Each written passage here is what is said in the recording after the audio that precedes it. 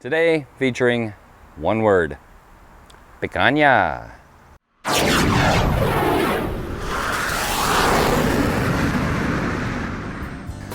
From a really hot day on the first day of May, welcome to Smoky Goodness 2.0. Today featuring one word, picanha. For those who don't know, a picanha is top sirloin.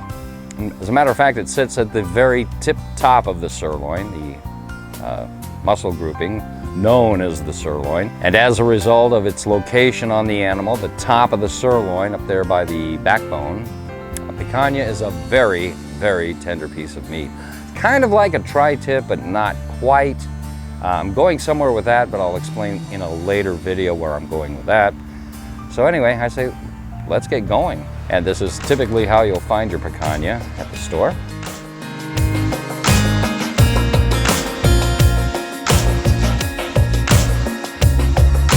And over here, this fat cap, you do not want to cut any of this away. You don't want to trim it away. Traditionally, you got to leave it on there. That's where a lot of the flavor's coming from. However, I am going to score it for a reason you'll see here pretty quick. And we'll just give it a quick score with a super sharp pit barrel knife. I love this thing.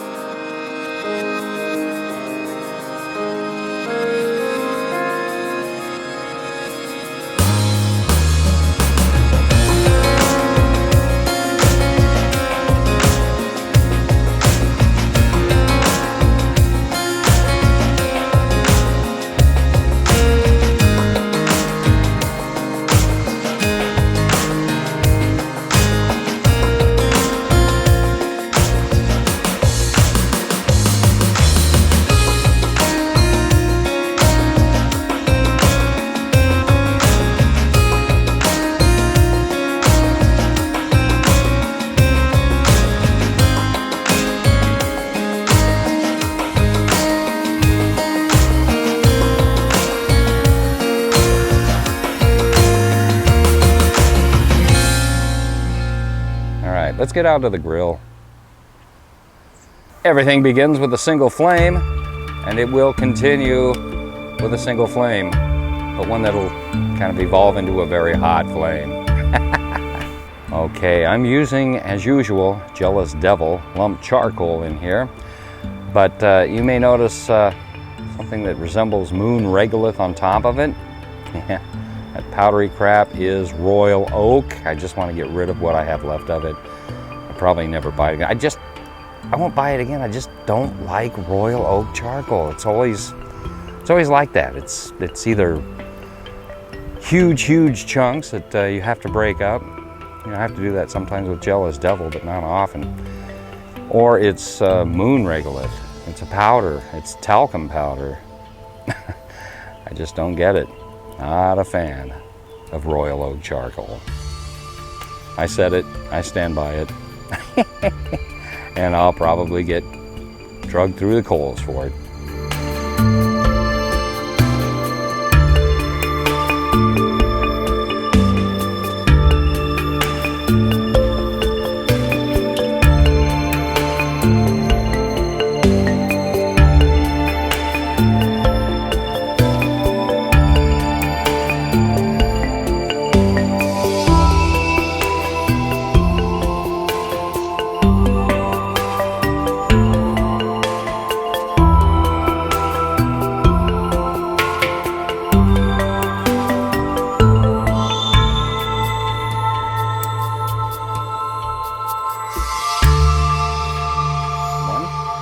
All right, we've been going for about 40-45 minutes, somewhere in there. The temperature, the internal temperature of the picanha is coming up nicely. I've got the grill, or the Weber.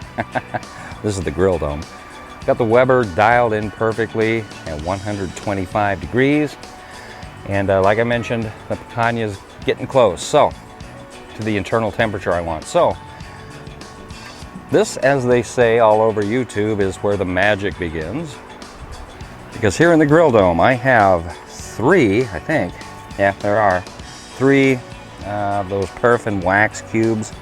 I don't normally use these things, but I mean, they will start a fire quickly, so today is an exception. Why I'm doing this is for reasons you'll find out here in a minute.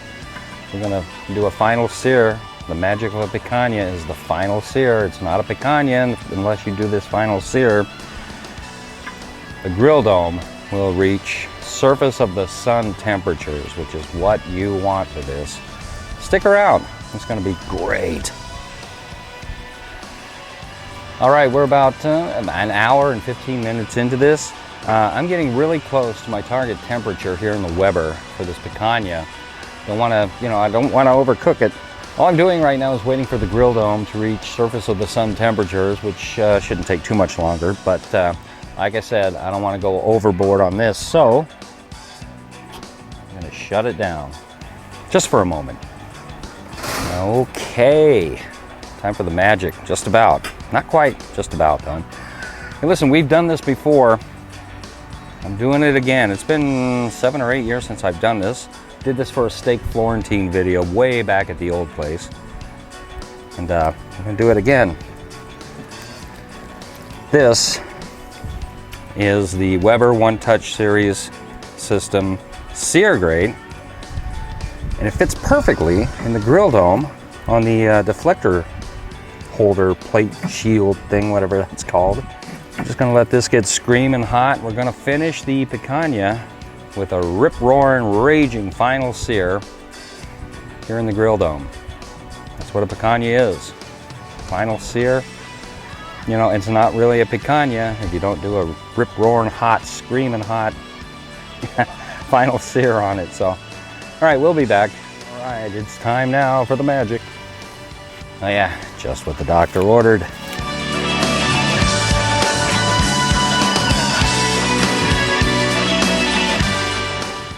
Oh yeah, look at that, huh? Let's get it over here. As you can tell, we've got a screaming hot, raging hot fire. I'm gonna sear this picanha off.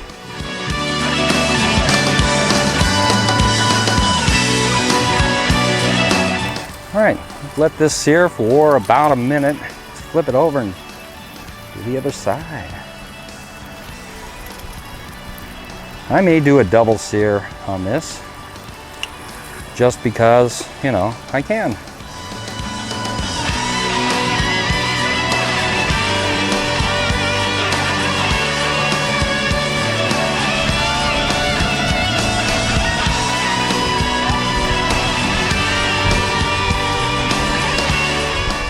Nice, really nice.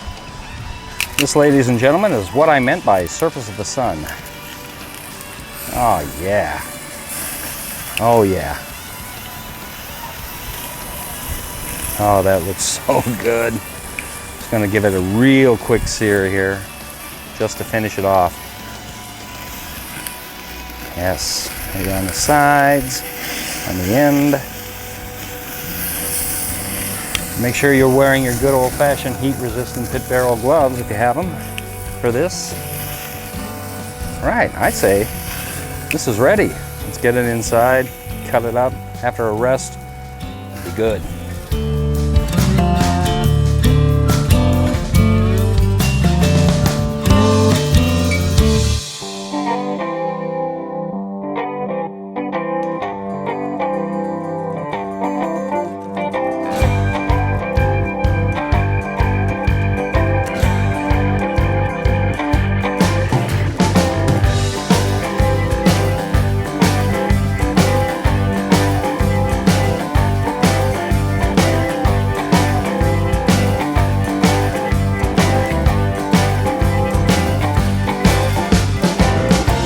Cut it with the grain until you serve it, and then cut it against the grain when you're cutting it on your plate. So that's what I'm gonna do. Oh, look how tender that is. This knife just goes through it like butter. Look at that.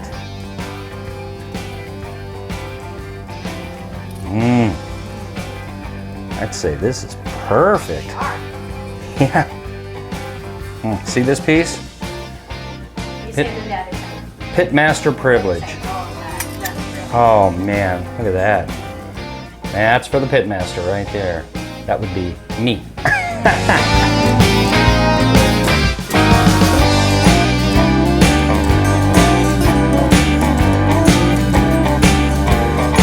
Oh, man. Look at that. Bud, how does it taste there, Mr. Almost Off the Frame Smoky Goodness guy? Let's find out, huh? It's just tender. Really good. It is a tender, I mean, that is tender.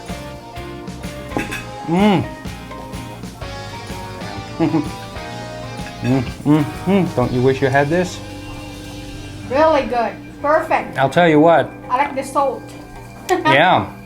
Brine, well, not really brine, but that's all you need for seasoning, salt. Let it sit for a while, like I showed you.